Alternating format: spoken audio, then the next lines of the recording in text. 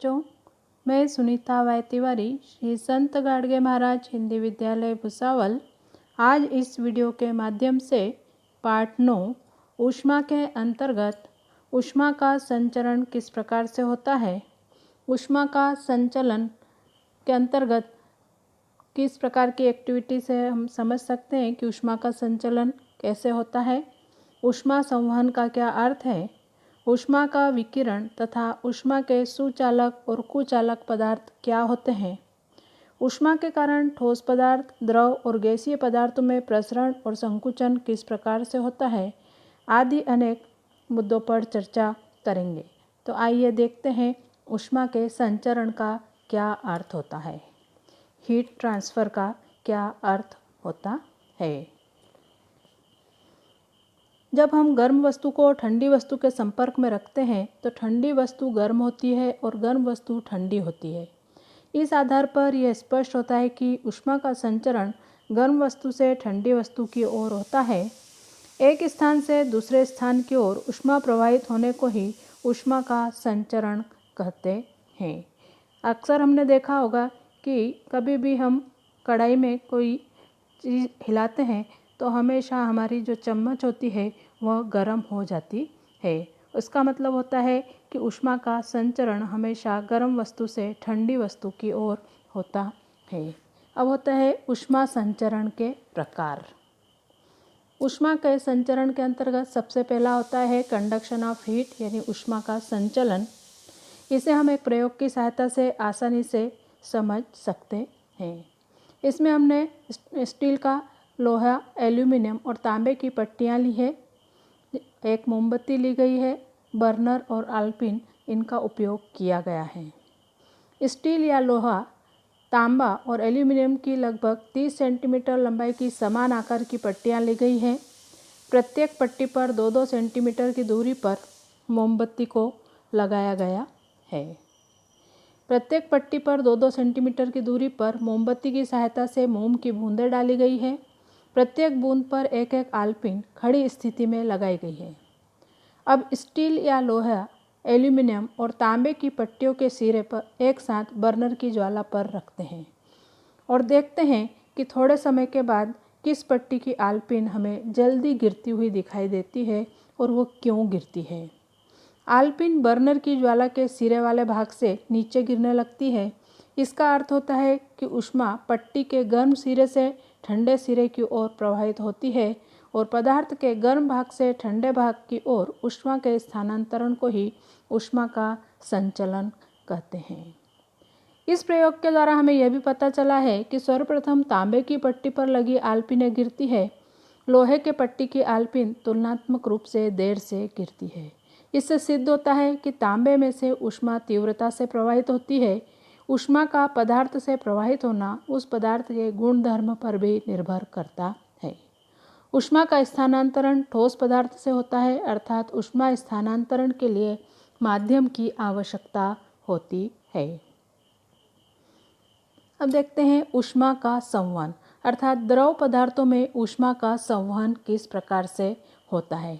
जैसे कि चित्र में आपको दिखाई दे रहा है, एक प्रयोग के द्वारा हम इसे आसानी से समझ सकते हैं, जिसमें एक बीकर दिखाई दे रहा है।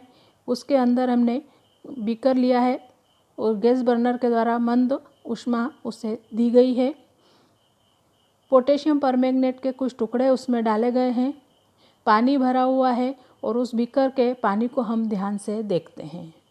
ध्यान से देखने पर हमें यह दिखाई देता है कि पानी में नीचे से ऊपर और पुनः ऊपर से नीचे की ओर आने वाली धाराएं दिखाई देती है।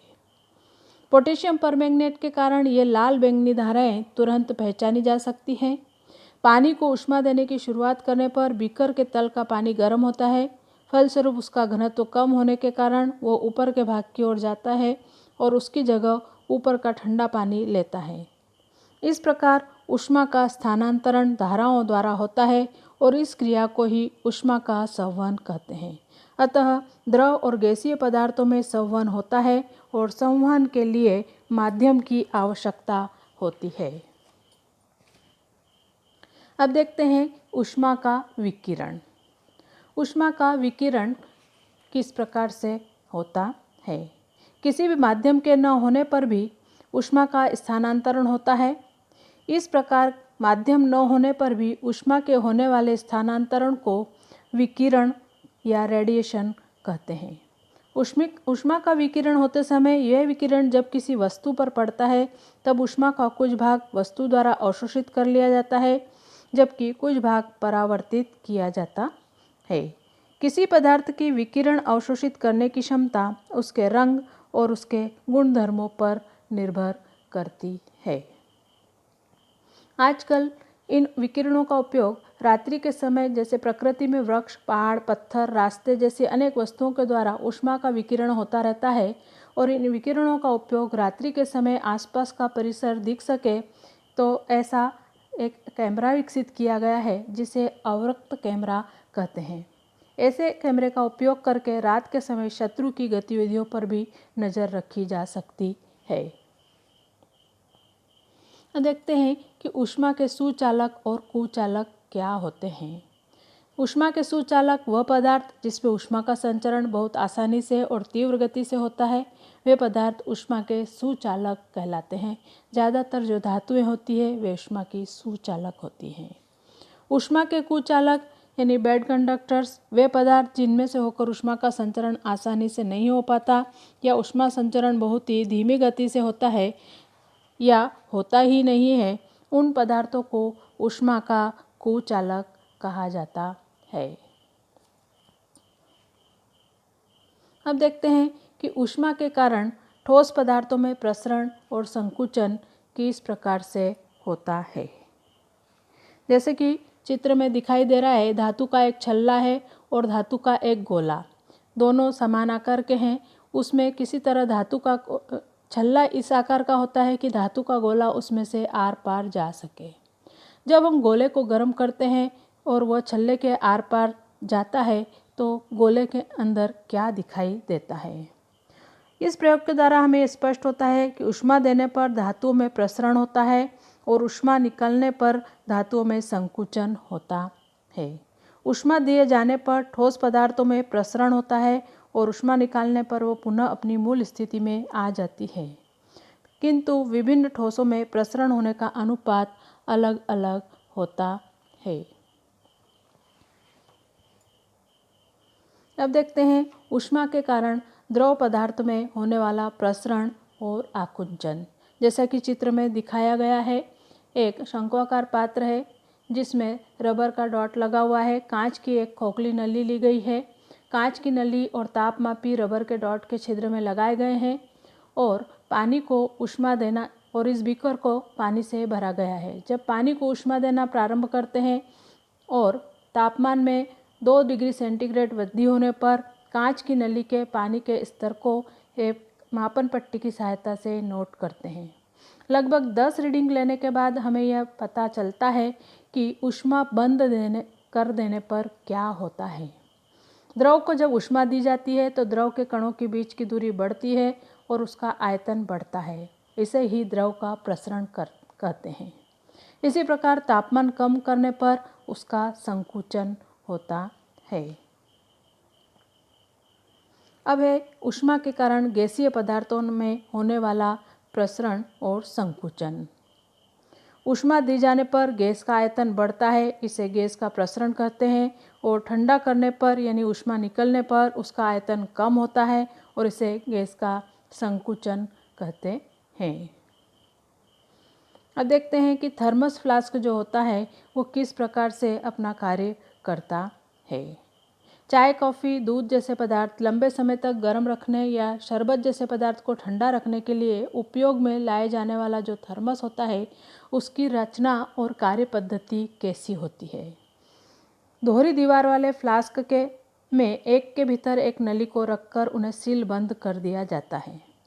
दोनों नलियों के पृष्ठभाग को चांदी की परत चढ़ाकर चमकीला बनाया जाता है। दोनों नलियों के बीच की हवा निकालकर निर्वात उत्पन्न किया जाता है। नलियों के बाहर धातु या प्लास्टिक का संरक्षक पात्र होता है और इस पात्र और अंदर के फ्लास्क के बीच स्पंज या रबर के टुकड़े फ्लास्क के संरक्षण के लिए रखे जाते हैं। अब देखते हैं कि थर्मस फ्लास्क किस प्रकार से अपना कार्य करता है। जैसे कि चित्र में आपको इसकी रचना तो दिखाई गई है कि बीच की जो जगह होती है निर्वात होता है, जहाँ पर खोखली जगह होती है। रबर का उसमें आधारक होता है और चांदी की परत चढ़ाया हुआ कांच का पृष्ठभाग उसका होता है। जब किसी पदार्थ को फ्लास्क में रखा जाता है तो उसके अंदर की नली की चमक के कारण बाहर जाने वाली ऊष्मा पुनः अंदर परावर्तित होती है, अर्थात ऊष्मा का विकिरण नहीं होता। निर्वात के कारण ऊष्मा का संचलन और संवहन भी नहीं हो सकता। इस कारण ऊष्मा बाहर के ठंडे भाग की ओर स्थानांतरित नहीं होती और लंबे समय तक अंदर ही रहती है। फिर भी थोड़ी सी ऊष्मा ऊपर के ढक्कन की ओर से कांच में से अल्प मात्रा में स्थानांतरित होने के कारण बाहर आती है। इसलिए 2-3 घंटों के बाद गर्म पदार्थ उतना गर्म नहीं रहता। फिर भी गर्म पदार्थ को गर्म रखने के लिए या ठंडे पदार्थ को ठंडा रखने के लिए इसका उपयोग हम करते हैं। Thank you. अब इस पाठ पर आधारित आपको स्वाध्याय दिया गया है, जो आप इस वीडियो के माध्यम से आसानी से हल कर सकते हैं और अपने कक्षा कार्य की कॉपी में नोट कर सकते हैं। सभी प्रश्नों के उत्तर आपको आसानी से वीडियो के अंदर उपलब्ध रहेंगे। Thank you.